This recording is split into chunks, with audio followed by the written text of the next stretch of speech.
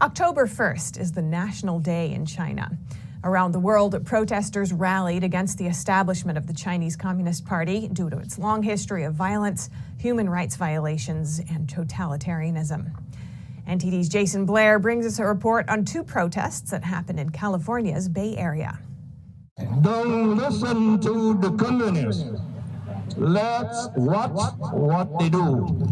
Saturday was China's National Day. It's the day that the Chinese Communist Party, or CCP, formally transformed China into a socialist country.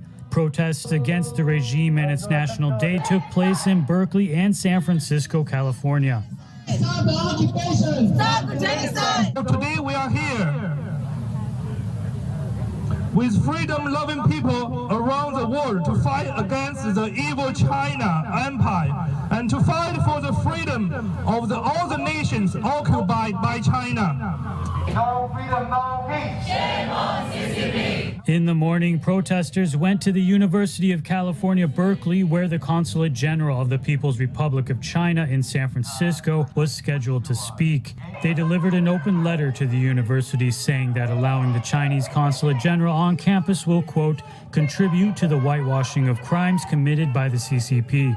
Later in the day in San Francisco, representatives from a number of different communities and countries, including Tibet, Vietnam, Hong Kong, Philippines, Taiwan, and more, gathered in front of the San Francisco Chinese consulate. Speakers called out the communist regime for its human rights abuses and the disasters it has caused around the world. Nearly 1 million Tibetan children has been forcibly taken away from their parents, forcing them to live in a colonial boarding school and cutting them off from their families, language, and religion. Some protesters wore masks and sunglasses to hide their identities to protect their family still living under CCP rule.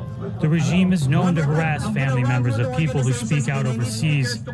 Valerie Sampson was a foreign student in Beijing at the time of the Tiananmen Square massacre in 1989. She was arrested in the process. She comes to the protest every year because she sees that things keep getting worse. It's totalitarianism. It's on the rise around the world, and it's absolutely terrifying. It sounds as though we have not learned from the lessons of the past. Jason Blair, NTD News, San Francisco.